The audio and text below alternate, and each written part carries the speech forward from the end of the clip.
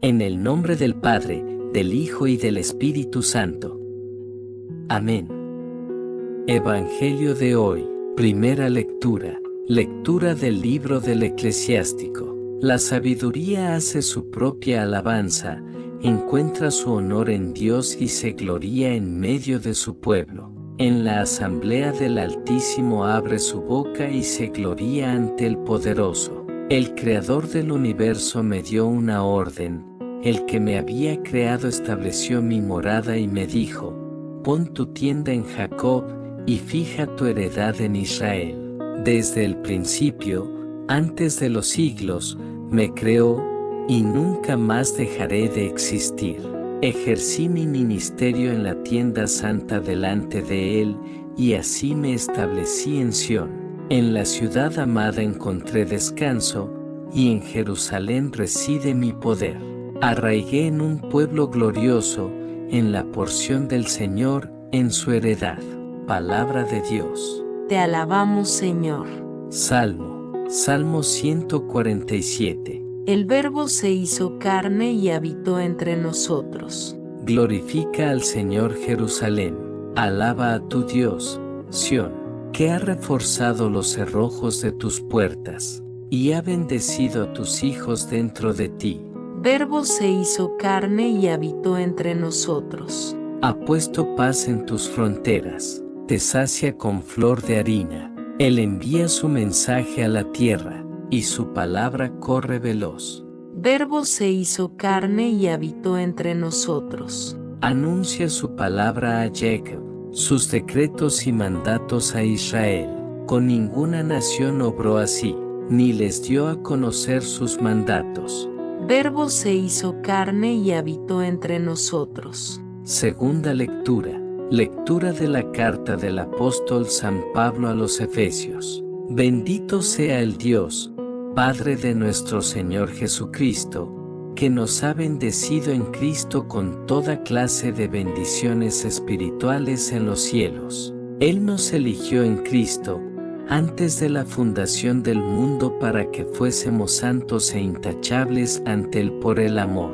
Él nos ha destinado por medio de Jesucristo, según el beneplácito de su voluntad, a ser sus hijos, para alabanza de la gloria de su gracia, que tan generosamente nos ha concedido en el amado. Por eso, habiendo oído hablar de vuestra fe en Cristo y de vuestro amor a todos los santos, no ceso de dar gracias por vosotros, recordándoos en mis oraciones, a fin de que el Dios de nuestro Señor Jesucristo, el Padre de la gloria, os dé espíritu de sabiduría y revelación para conocerlo, e ilumine los ojos de vuestro corazón para que comprendáis cuál es la esperanza a la que os llama, cuál la riqueza de gloria que da en herencia a los santos. Palabra de Dios. Te alabamos, Señor. Evangelio del día. Lectura del Santo Evangelio según San Juan. En el principio existía el Verbo, y el Verbo estaba junto a Dios, y el Verbo era Dios. Él estaba en el principio junto a Dios. Por medio de Él se hizo todo, y sin Él no se hizo nada de cuanto se ha hecho. En Él estaba la vida, y la vida era la luz de los hombres. Y la luz brilla en la tiniebla, y la tiniebla no lo recibió. Surgió un hombre enviado por Dios, que se llamaba Juan. Este venía como testigo, para dar testimonio de la luz, para que todos creyeran por medio de él. No era él la luz, sino el que daba testimonio de la luz. El Verbo era la luz verdadera, que alumbra a todo hombre, viniendo al mundo. En el mundo estaba, el mundo se hizo por medio de él, y el mundo no lo conoció. Vino a su casa, y los suyos no lo recibieron. Pero a cuantos lo recibieron, les dio poder de ser hijos de Dios, a los que creen en su nombre. Estos no han nacido de sangre, ni de deseo de carne, ni de deseo de varón, sino que han nacido de Dios. Y el Verbo se hizo carne y habitó entre nosotros, y hemos contemplado su gloria, gloria como del unigénito del Padre, lleno de gracia y de verdad. Juan da testimonio de él y grita diciendo: Este es de quien dije, el que viene detrás de mí se ha puesto delante de mí, porque existía antes que yo, pues de su plenitud todos hemos recibido, gracia tras gracia, porque la ley se dio por medio de Moisés, la gracia y la verdad nos ha llegado por medio de Jesucristo. A Dios nadie lo ha visto jamás, Dios unigénito, que está en el seno del Padre, es quien lo ha dado a conocer. Palabra del Señor. Gloria a ti, Señor Jesús. Primera lectura. La primera lectura se toma del libro del Eclesiástico, título popular, o de la sabiduría de Ben Sirá, como se le conoce, técnicamente, por el autor que lo escribió. Antes no se le conocía más que en griego, pero ya se han descubierto los fragmentos hebreos en la antigua Genizá del Cairo, que certifican que esa es su lengua original.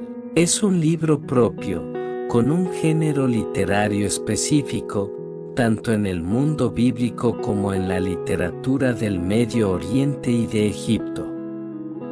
Este tipo de obras intenta poner de manifiesto los valores más fundamentales de la vida, de un comportamiento justo, honrado, humanista, en definitiva, eso es vivir con sabiduría. La lectura de hoy nos habla de la sabiduría, con mayúscula, no la del hombre, sino la de Dios. Es un himno grandioso del papel que tiene la sabiduría en las relaciones de Dios con el mundo y con los hombres. Debemos tener en cuenta que los judíos no podían entender que hubiese alguien como Dios. La sabiduría, aunque personificada, es, en el texto, una criatura como nosotros, aunque es la mano derecha de Dios, porque es la confidente del saber divino y, por lo mismo, de su acción creadora, hálito del poder divino en todo el proyecto que Él tiene sobre el mundo.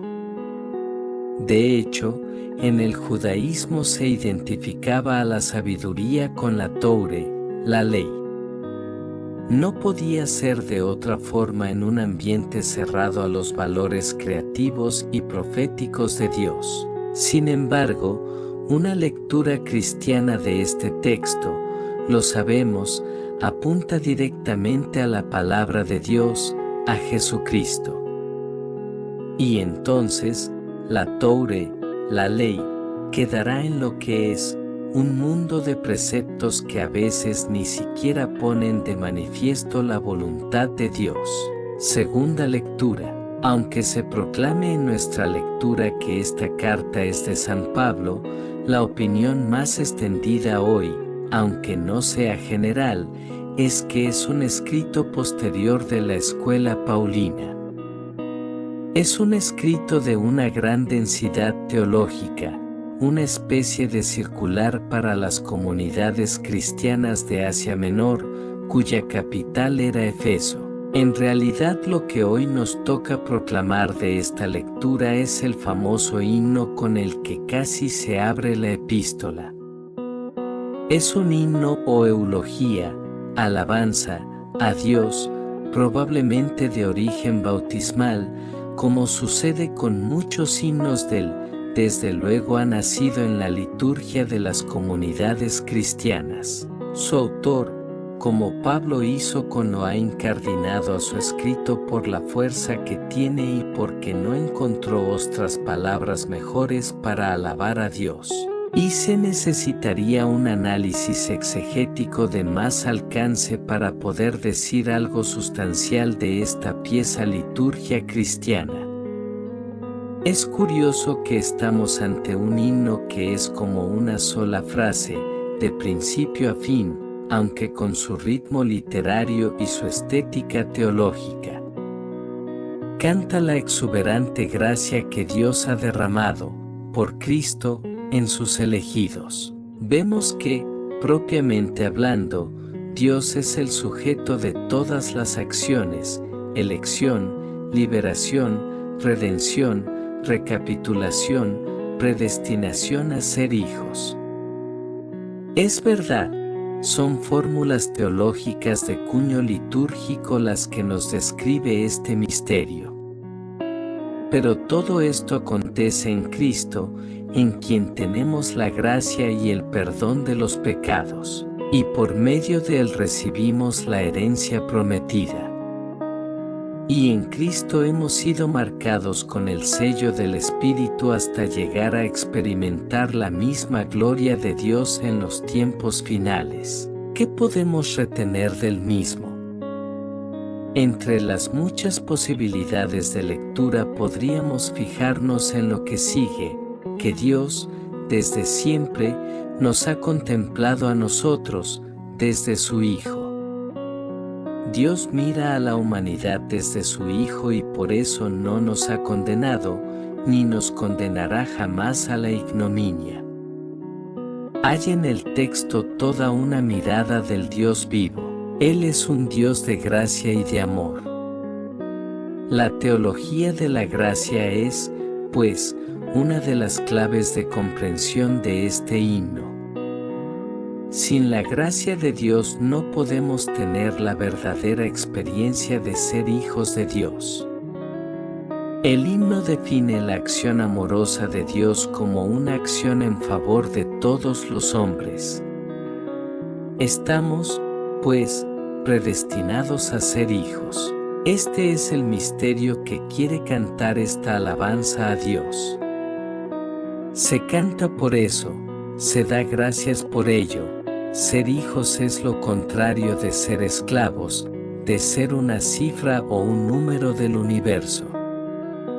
Este es el efecto de la elección y de la redención en Cristo.